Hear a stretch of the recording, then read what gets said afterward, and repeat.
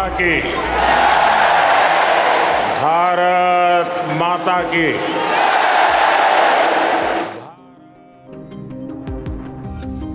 New York में PM Modi का दिखा जलवा, मोदी मोदी के लगे नारे। इस दौरे में क्या क्या है खास? पीएम ने क्यों कहा कि मैं सालों तक भटकता रहा, कभी नहीं सोचा था कि बनूंगा सीएम? गाजा को लेकर क्यों कही ये बात, अब आपको इस वीडियो में विस्तार से बताएंगे। नमस्कार, मैं नलिनी सिंह पालीवाल, आप देख रहे हैं न्यूज़ स्कूप। भारत के प्रधानमंत्री नरेंद्र मोदी राष्ट्रपति बाइडेन द्वारा आयोजित क्वाड लीडर शिखर सम्मेलन में भाग लेने और संयुक्त राष्ट्र महासभा में एक कार्यक्रम को संबोधित करने के लिए 3 दिवसीय अमेरिकी दौरे पर थे। इस दौरान पीएम मोदी ने न्यूयॉर्क में फिलिस्तीनी राष्ट्रपति महमूद अब्बास से भी मुलाकात की। साथ ही पीएम ने जंग का मैदान बने गाजा में मानवीय स्थिति पर गहरी चिंता व्यक्त की और फिलिस्तीन के लोगों के लिए भारत से हमेशा समर्थन की बात कही। एक तरफ दुनिया के कई देशों के बीच संघर्ष है, तनाव है, तो दूसरी तरफ कई देशों में डेमोक्रेसी का जश्न चल रहा है। वो इस दौरे के दूसरे दिन यानी 22 सितंबर को न्यूयॉर्क में पीएम ने भारतीय मूल के लोगों को संबोधित किया। इस संबोधन की चर्चा हर तरफ हो रही है। प्रधानमंत्री के न्यूयॉर्क के नासाउ वेंट्रस कॉलेजियम पहुंचते ही हजारों की तादाद में लोगों ने मोदी मोदी के नारे लगाए। आपको बता दूं, पीएम मोदी ने 1 घंटे 7 मिनट दिए भाषण में अपने राजनीतिक जीवन, भारत की तरक्की और प्रवासियों पर चर्चा की।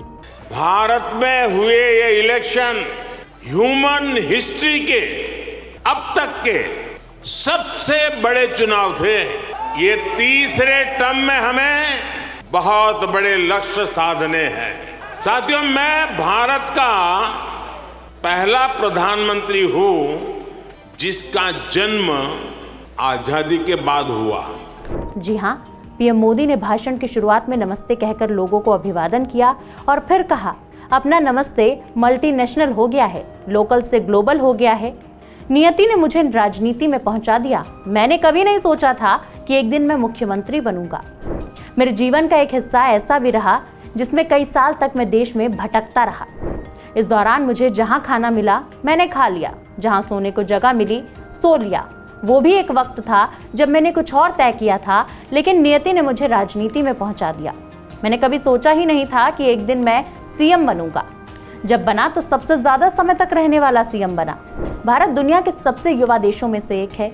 भारत एनर्जी और सपनों से भरा हुआ है। हर रोज भारत नया कीर्तिमान स्थापित कर रहा है। 10 सालों में करोड़ों लोगों को भारत में बिजली कनेक्शन मिला, करोड़ों शौचालय बने हैं। भारत के लोगों को सिर्फ रेल कनेक्टिविटी नहीं, हाई स्पीड कनेक्टिविटी चाहिए।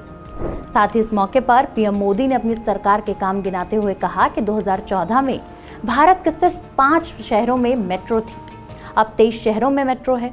दुनिया का दूसरा सबसे बड़ा मेट्रो नेटवर्क भारत में है।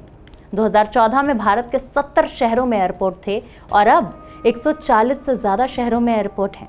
2014 में 100 से भी कम ग्राम पंचायतों में ब्रांड कनेक्टिविटी थी, मगर आज 2 लाख से ज्यादा पंचायतों में यह सुविधा है।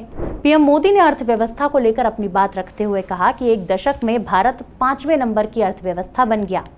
हर भारतीय चाहता है कि भारत तीसरी सबसे बड़ी अर्थव्यवस्था बने। देश के एक बड़े वर्ग की उम्मीद पूरी हो रही है। पहले जिस काम को करने में कई साल लग जाते थे, वो अब महीनों में खत्म हो रहा है। अब भारत अवसरों का इंतजार नहीं करता, बल्कि निर्माण करता है। बीते 10 साल में भारत में हर सेक्टर में अवसरों का एक नया लॉन्चिंग पैड तैयार किया है। एक दशक में ही 25 करोड़ लोग गरीबी से बाहर निकले हैं। ऐसा इसलिए हुआ क्योंकि हमने पुरानी सोच बदली। हमने गरीब को ताकतवर बनाने पर जोर दिया। हम देश के लिए मर नहीं पाए, लेकिन हम देश के लिए जरूर जी सकते हैं। इतना ही नहीं, पीएम मोदी ने आर्टिफिशियल इंटेलिजेंस का नया मतलब भी बताया। उन्होंने इसे अमेरिका के नाम से जोड़ते हुए कहा, दुनिया के लिए एआई का मतलब है आर्टिफिशियल इंटेलिजेंस, लेकिन मेरे लिए एआई का मतलब अमेरिकन इंडियन है और यही दुनिया की नई पावर है, क्योंकि उनका ऐसा मानना है कि एआई अमेरिका और इंडिया के रिश्तों को नई ऊंचाई दे रहा है, क्योंकि भारत की मानसिकता दुनिया में दबाव नहीं प्रभाव बनाने की है।